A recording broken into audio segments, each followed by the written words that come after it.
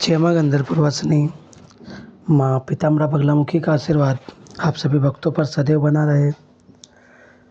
भक्तजनों, अगर आप जीवन में बहुत परेशान हो गए, जगह जगह पूजा पाठ हवन अनुष्ठान या यूँ कहें कि जिसने जो बताया आपने वही किया लेकिन परिणाम शून्य रहा है, तो आप माँ पीताम्बरा बगलामुखी की दीक्षा लेकर के स्वयं साधक बने और अपनी साधनाओं के माध्यम से जीवन में आने वाली समस्याओं को हल करें। एक व्यक्ति को अपने जीवन में अनेक कठिनाइयों के दौर से गुजरना पड़ता है। जीवन में अनेक बंधन हो जाते हैं और इन अज्ञात बंधनों का कठिनाइयों से जीवन मृत्यु तुल्य हो जाता है। इन बंधनों से मुक्ति के लिए महाविद्या माँ बगलामुखी की साधना सर्वोत्तम है। भक्तजनों, स्वयं सक्षम बने, अपने परेशानी का हल स्वयं करें, क्योंकि दूसरे के सामने हाथ फैलाना बहुत ही निर्बलता का प्रतीक है। माता बगलामुखी सबकी है। निर्मल भाव के साथ साधना के मार्ग पर चले। अगर न सुने माँ पीताम्बरा तो हमसे कहे, हम तुम्हारी आवाज़ को उनके श्री चरणों तक पहुँचा देंगे। भक्तजनों, तंत्र का दुरुपयोग रोकने हेतु माँ पीताम्बरा बगलामुखी की शरण लेना ही आज का परम सौभाग्य है हमारा कि हम माँ पीताम्बरा बगलामुखी के मार्ग पर चलने हेतु अग्रसर हों, ऐसा हमें मार्गदर्शन मिल रहा है। भक्तजनों, जो तंत्र मंत्र स्त्रोत का ज्ञान देते हैं, जिनको सभी देवी देवता की पूजा पद्धति के बारे में जानकारी रहती है, जो आए दिन नए नए मंत्र का गुणगान करते हैं और अपने ही फॉलोवर्स के मन में शंका उत्पन्न करते हैं, क्योंकि मैं आप लोगों को केवल उन्हीं साधनाओं की जानकारी देना चाहता हूँ जो आपके लिए सही है। और आज ऐसी ही साधना के बारे में बताना चाहूँगा कि अगर आपके जीवन में कई बार ऐसा होता है कि शत्रु के बारे में हमें पता ही नहीं होता है, ऐसे में आप माँ बगलामुखी का यह प्रयोग अगर गुरु सानिध्य में करते हैं तो निश्चित रूप से आपको सफलता प्राप्त होती है। भक्तजनों, माँ बगलामुखी के कोई से भी प्रयोग, चाहे मंत्र हो, स्तोत्र हो, कवच हो या अन्य कोई भी प्रयोग हो, उसको बिना गुरु सानिध्य में या बिना गुरु दीक्षा के नहीं करना चाहिए। जब आपके जीवन में शत्रु आपके सामने नहीं आ रहा हो, आपको यही पता नहीं चल रहा है कि आपको परेशान करने वाला शत्रु कौन है, तो आपको माँ बगलामुखी का शक्तिशाली यह संकल्प लेकर अनुष्ठान करना चाहिए। गुरु आज्ञा लेकर के आपको गुरु सानिध्य में आपको तिकोना जो हवन कुंड रहता है उसमें आपको यह हवन करना है और कड़वे तेल का चौमुखी दीपक आपको जलाना साधना काल में।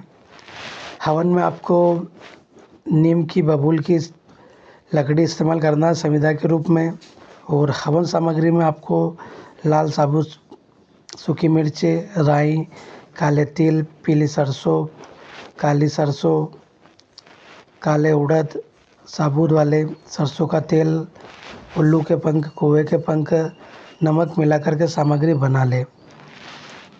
इसमें सरसों के तेल को थोड़ा सा मिला ले और फिर सरसों के तेल से आहुति देते रहे।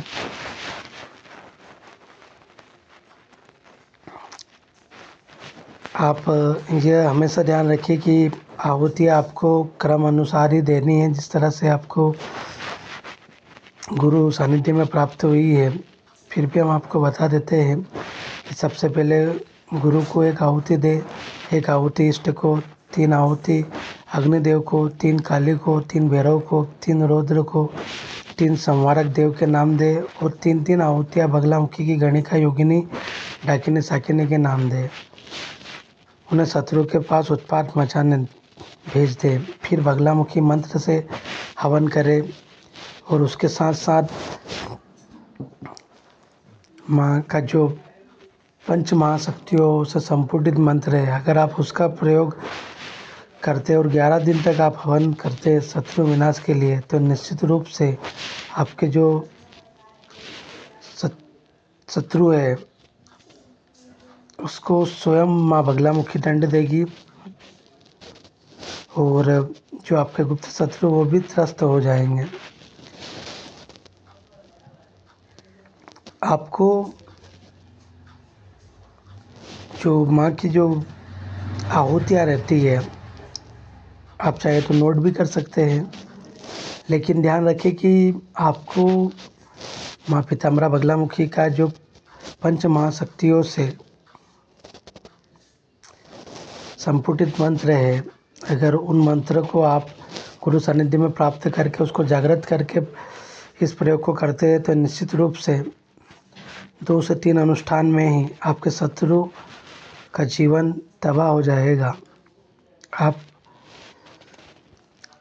सर्वप्रथम जो इसमें आहुतियाँ दी जाएगी उसको नोट कर लीजिए। ओम श्री गुरुभ्यो नमः स्वाहा, ओम श्री इष्ट देवताभ्यो नमः स्वाहा, श्री अग्नि देवताभ्यो नमः स्वाहा, ओम क्लीम कालिके देवताय नमः दिव्य नमः स्वाहा, ओम श्री काल भैरवाय नमः स्वाहा, ओम श्री रुद्र भैरवाय नमः स्वाहा, ओम श्री संवारक देवताभ्यो नमः स्वाहा, ओम बगलामुखी सहचर्य योगी फेन्यो नमः स्वाहा, ओम बगलामुखी सहचरी डाकिनीभ्यो नमः स्वाहा, ओम बगलामुखी सहचरी गणिकाय नमः स्वाहा, ओम बगलामुखी सहचरी साकिनीभ्यो नमः स्वाहा। इस तरह से आपको आहुतियाँ प्रदान करनी है, और इसके बाद में आपको माँ का जो संपुटित पंच महाशक्तियों का शत्रुनाशक मंत्र है, अगर आप उसको प्रयोग करते हैं तो निश्चित रूप से आपको सफलता प्राप्त होती है। देखिए, माँ पीताम्बरा बगलामुखी के मंत्र कोई से भी हो, उनको गुरु सानिध्य में ही प्राप्त करके हमें प्रयोग करना चाहिए, क्योंकि सोशल मीडिया पे देखकर या किताबों से पढ़कर कभी भी कोई सा प्रयोग नहीं करना चाहिए, अन्यथा मंत्रों की जो ऊर्जाएँ रहती है और माँ की जो योगिनियाँ रहती है वो हमें परेशान कर सकती है, और जिस नकारात्मक शक्ति से लड़ने के लिए हम कार्य कर रहे हैं वो भी हमें परेशान ज़्यादा करती है, क्योंकि हमारे पास कवच नहीं होता है, अन्य प्रोटेक्शन नहीं होता है, हमारा बंधन नहीं होता है, हमको कवच किस प्रकार से निर्माण करना, शरीर का किस प्रकार से बंधन करना, ये हमें पता नहीं होता है। इसीलिए माँ पीताम्बरा बगलामुखी की दीक्षा लेकर के आप शत्रुनाश हेतु जब कार्य करते हैं तो निश्चित रूप से आपके कार्य सफल होने लगते हैं धीरे धीरे। देखिए, माँ पीताम्बरा बगलामुखी की शक्ति कुछ जादू की छड़ी नहीं है, जिस तरह से लोग प्रचार करते हैं कि आइए दीक्षा लीजिए और आप निष्कंटक हो जाएंगे। ऐसा नहीं है, आपको कर्म करना पड़ेगा, आपको जपना होगा, तपना होगा, तब जाके जीवन में कार्य होते हैं। सारा खेल ऊर्जाओं का है, चमत्कार जैसी कोई चीज़ें नहीं होती है। इसीलिए स्वयं सक्षमता की ओर बढ़े, स्वयं साधक बने। माँ बगलामुखी की दीक्षा लेने हेतु माँ पीताम्बरा बगलामुखी के दिव्य दरबार में संपर्क करें। और एक बात का हमेशा ध्यान रखें, माँ पीताम्बरा बगलामुखी की दीक्षा हमेशा ऐसे साधक से ले जिनका स्वयं का स्थान हो, जिन्होंने माँ पीताम्बरा बगलामुखी की साधनाओं के माध्यम से प्रसन्नता पूर्वक माँ को विराजमान किया है, माँ की कृपा प्राप्त की है। अन्यथा आज माँ बगलामुखी के नाम पर बहुत सारे कालनेमी घूम रहे हैं, उन कालनेमियों से बचकर रहे।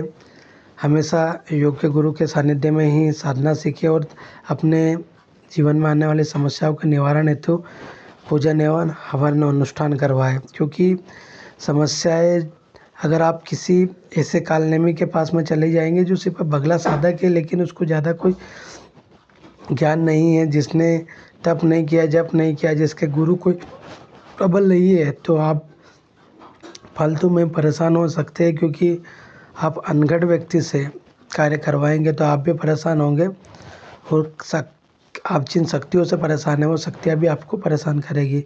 इसीलिए सोच समझ कर निर्णय लें, बिल्कुल भी जल्दबाजी ना करें पूजा पाठ हवन में, क्योंकि माँ पीताम्बरा बगलामुखी की साधनाओं में ज़रा सी भी चूक आपको दशा और दिशा दोनों बिगाड़ सकती है। इसीलिए विधिवत पूजा पाठ हवन अनुष्ठान करवाए। जय माँ बगलामुखी, जय श्री महाकाल।